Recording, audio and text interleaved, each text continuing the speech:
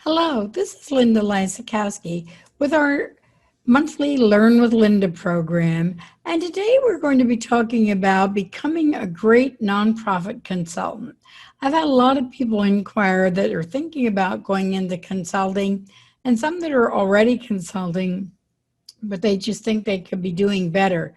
So that's what led me to talk about this topic this month. And I hope you'll enjoy this if this is something that you're thinking about. So you're in the right place if you're thinking about starting a consulting business for nonprofits. So I'm going to talk about consulting the nonprofits, but it could be all types of consulting. It could be grant writing, it could be fundraising, it could be governance, might be anything related to the nonprofit sector. So if you're just thinking about starting a consulting business, you're in the right place.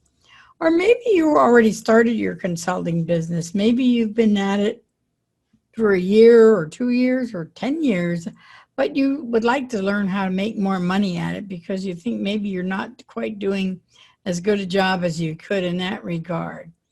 Or maybe you're in this more because you want to make a difference in the world and you feel that by getting more clients, or maybe more the kind of clients that you really want to work with, maybe your passion is in the environment, or maybe it's animals, or maybe it's social justice, or maybe it's education.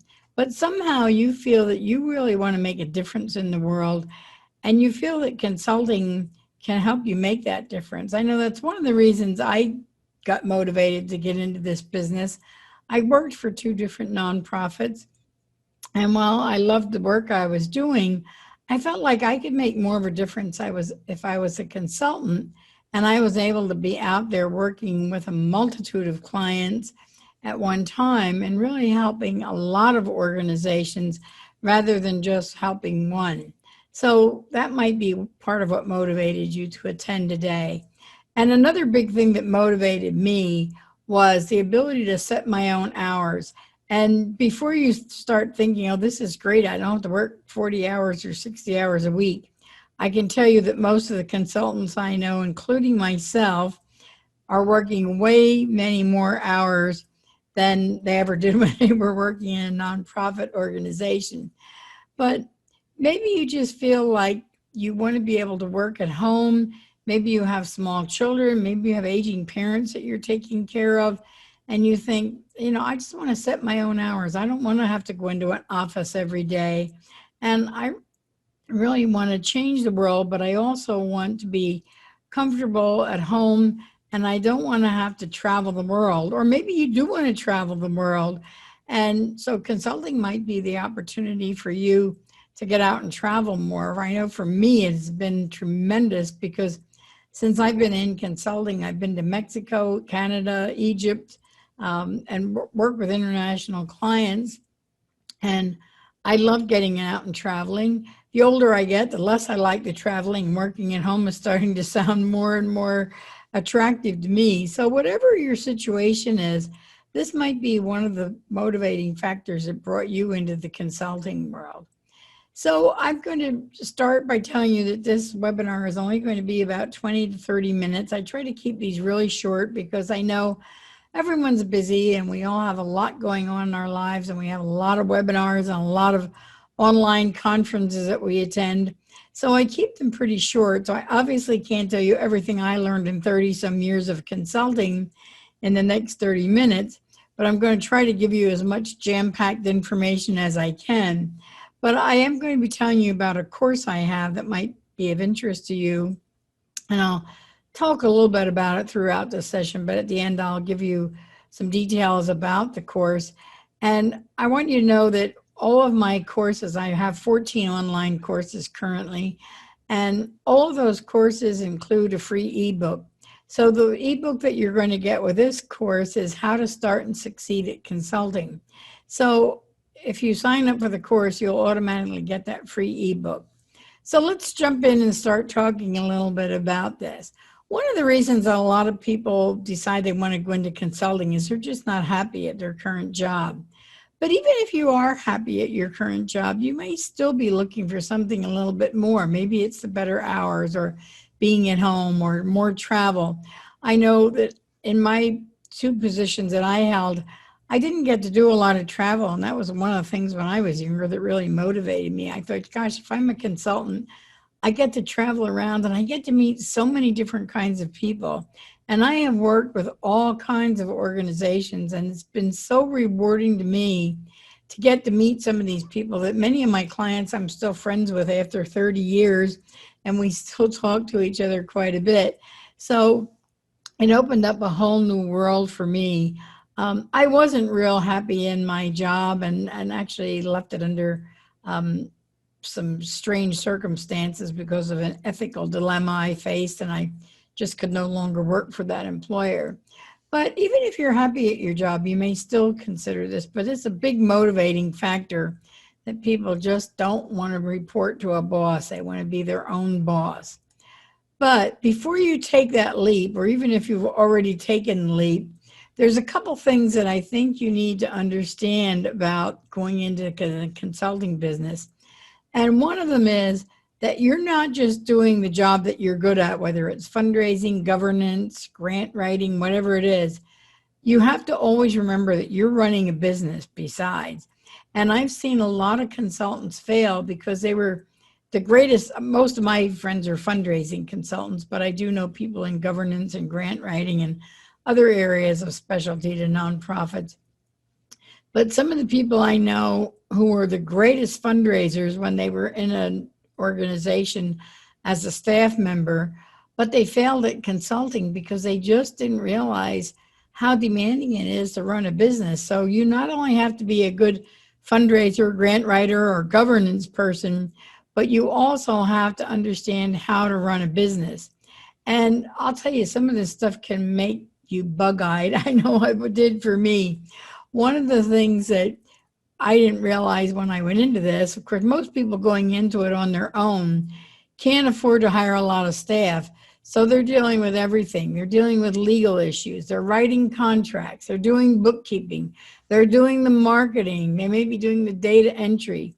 When I started my business, I knew that my weakness out of all of these areas was going to be technology. So I did hire a person right away as soon as I started my business to handle the technology for me. But after I was in it a while, even though I spent 11 years in banking and I knew finances pretty well, I really hated it. I hated the bookkeeping and the payroll and everything else and the taxes and the registration requirements. So I did then hire another person to help me with that kind of thing because it just wasn't something I enjoyed doing. So you have to think about these things. This is all going to be part of your job. And if you do decide to work at home, we're going to talk about that in a few minutes, you may actually be juggling two jobs because sometimes when people work at home, your friends and your neighbors don't realize that you actually have a full-time job. I still have friends that say, well, gee, you're retired, you don't have to go out and work. What do you do with yourself all day? And I said, well, work about 80 hours a week. That's what I do with myself. So my job is mostly just juggling a few maintenance things around the house. But if you have children at home, you're going to have to be dealing with them. For a while, when I started my business, my mother was ill and I had to bring her to live with me. So I had to balance that job of taking care of an aging parent and taking care of my business at the same time.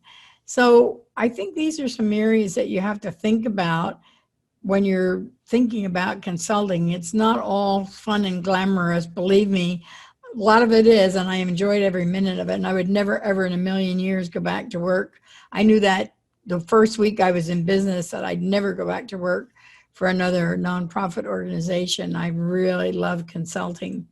But remember that you might be juggling several jobs, which brings me to another question is a lot of people ask me, well, can I consult while I'm still holding down a full-time job?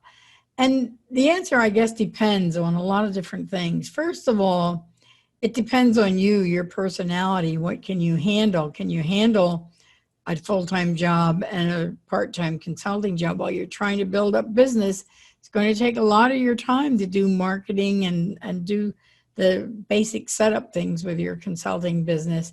But also, you have to think about what are the ethical dilemmas I might run into? For example, if you're working for an educational institution and maybe one of its competitors wants to call you and hire you, is that ethical? And you've got to be really cautious about this because sometimes you can hold down a full-time job and consult on the side.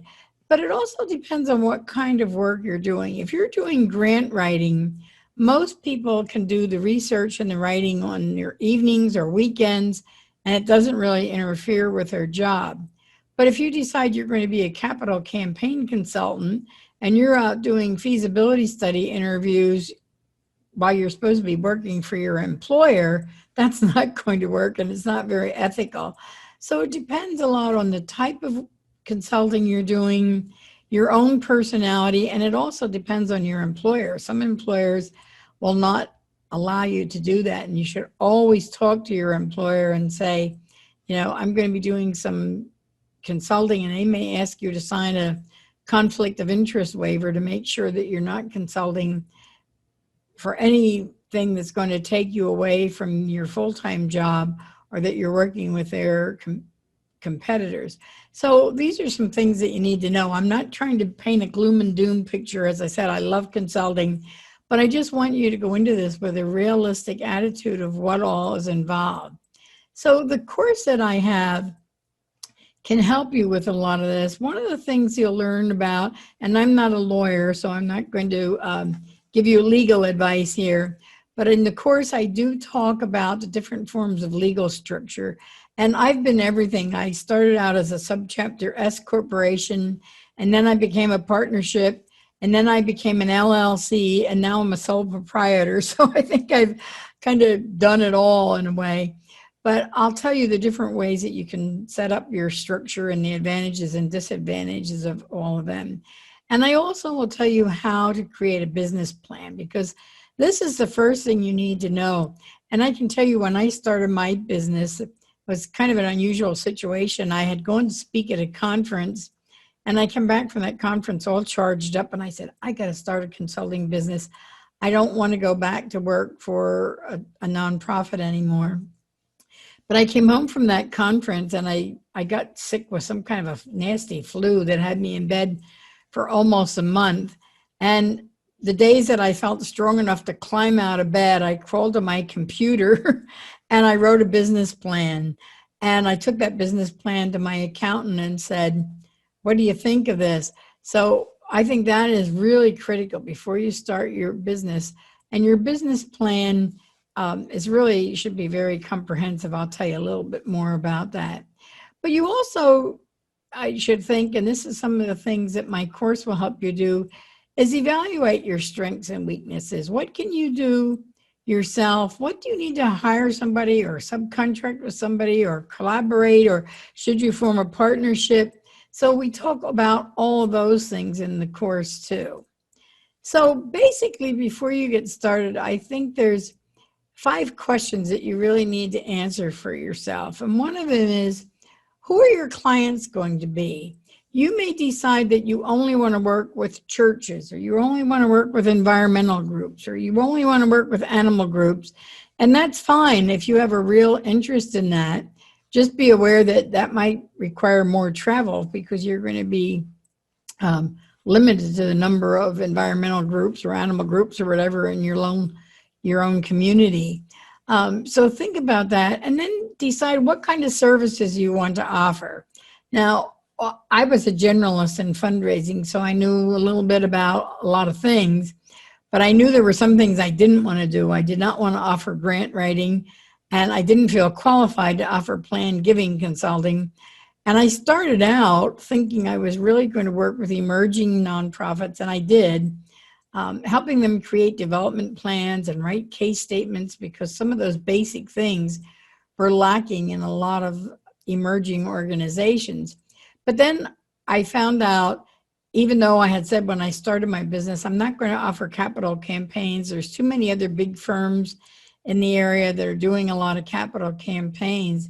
But then I found that some of my young emerging organizations actually did need capital campaigns, usually small ones. So then I ended up focusing more on capital campaigns because there weren't a lot of big companies that were doing capital campaigns for these smaller organizations.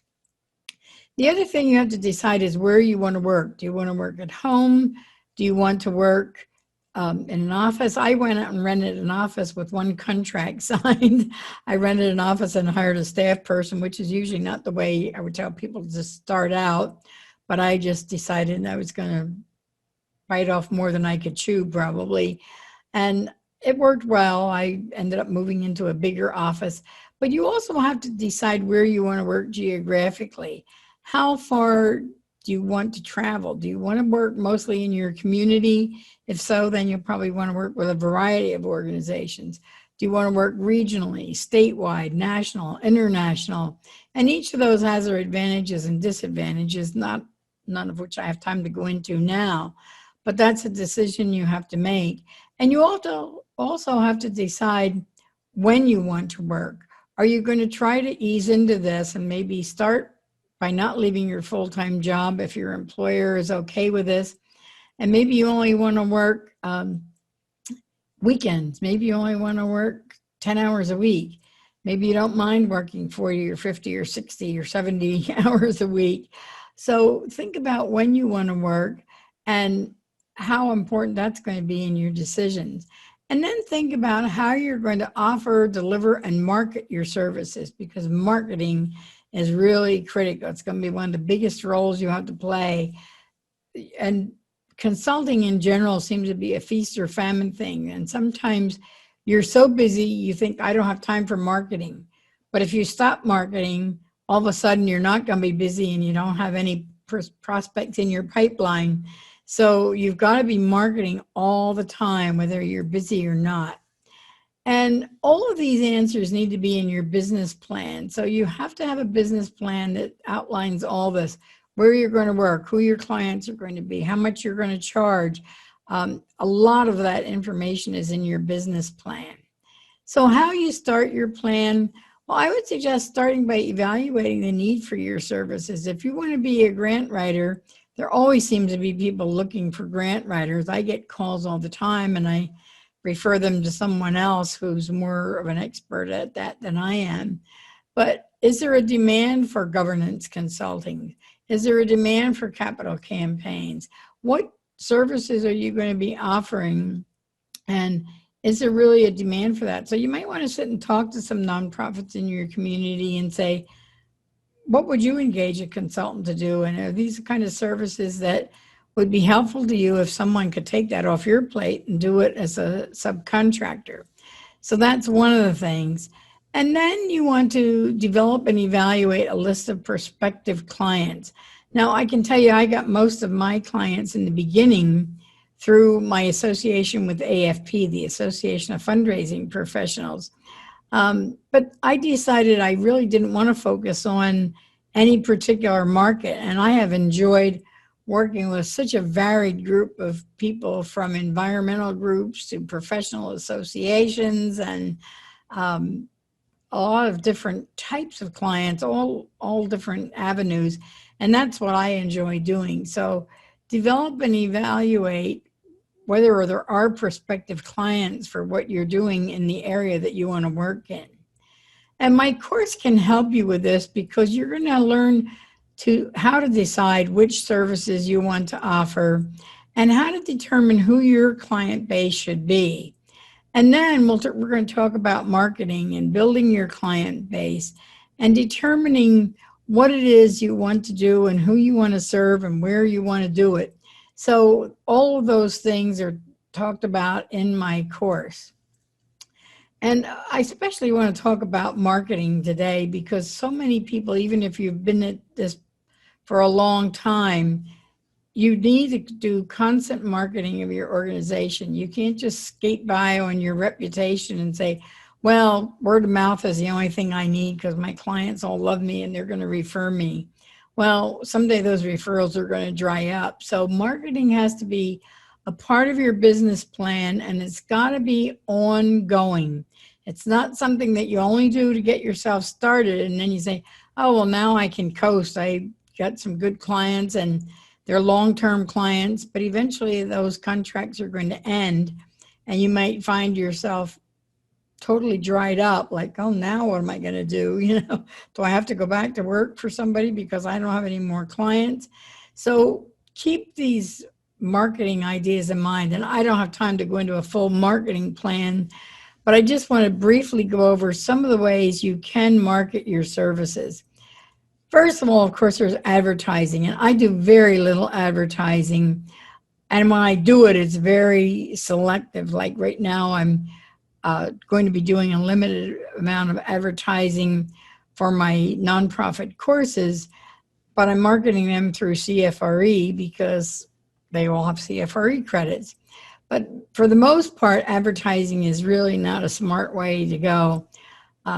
I tried advertising in the yellow pages. Well, nobody looks for a fundraising consultant in the yellow pages usually. So I think that was something that I found just didn't pay off. I did a lot of marketing through networking, through my affiliates at AFP and my colleagues. I've got most of my early clients all came from my networking. Now, when I started my business, there was no such thing as social media, but now that's a great way. You can have a Facebook page for your business. You can have a website for your business. You can do all sorts of things electronically. You can promote your business on so many different social media networks. I'm not even going to go into them all, but YouTube, Twitter, you name it. Speaking is one of the things that I found really helped me. I got out, this is before we had so many virtual conferences, but I went out and spoke at conferences, at AFP meetings, at Chamber of Commerce meetings. I taught through the university. I taught through AFP. And I do get a lot of word of mouth referrals, people that just tell someone else about me. And sometimes I collaborate. Believe it or not, I get a lot of my referrals from other consultants who don't do the type of work I do. And they'll say, is this something that you'd be interested in? And likewise, I do the same thing. I refer people to, especially to grant writers, because it's not something I enjoy doing. I refer people to plan giving consultants, because that, again, is something that I don't do. But there's a million different ways of marketing, and we talk all about these in my course.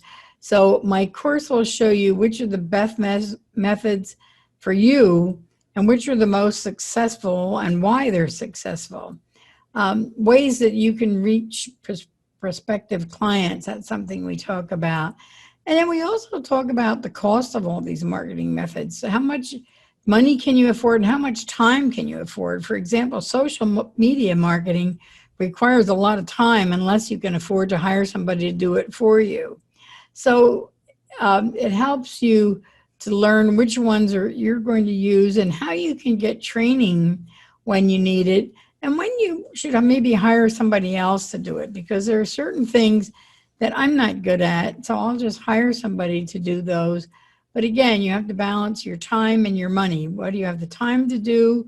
What do you have the time to learn? Maybe you can learn some of these things on your own.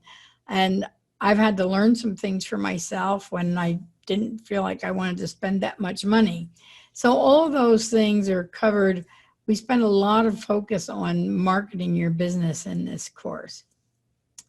So I mentioned working alone or with others, and I think this is an important thing to understand your own personality.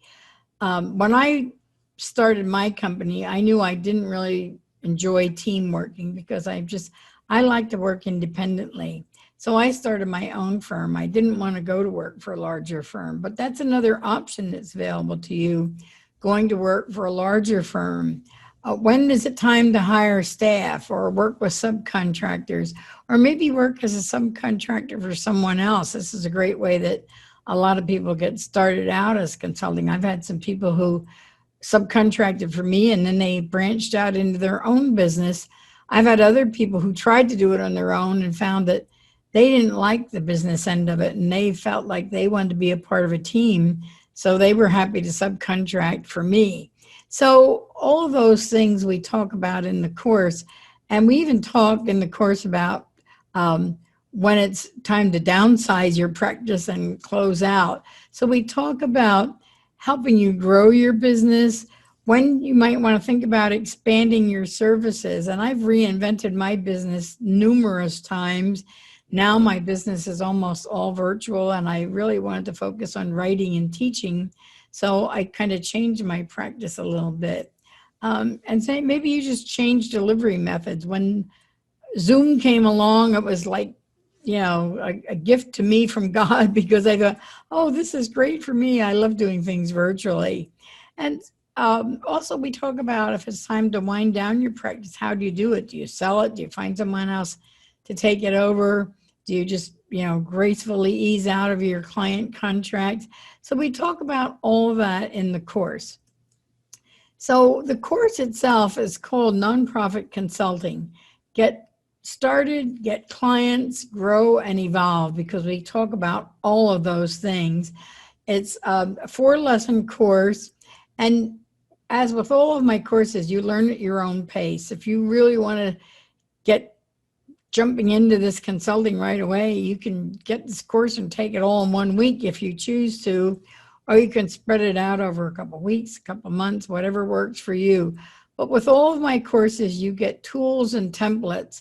You'll get some things that will really help you, especially on the side of what kind of organization you want to start and what your personality is like. So you'll get a lot of templates and tools with this. And if CFRE credit is important to you, you get 4 CFRE continuing ed units just for taking this course. So that's a big draw for a lot of people. They want those CFRE credits.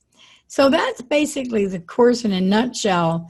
But I do have a very special offer, and it's only open to my Learn with Linda friends. I have a lot of people who take my courses usually every month. They take the Learn with Linda session. And to reward you as a loyal Learn with Linda friend, I'm giving you a 25% discount, but it's for a limited time only. So if you go down below this video, there's a link to click on where you can learn more information about this course and sign up right now. And the clock will start ticking when you sign up. So it is a limited time only.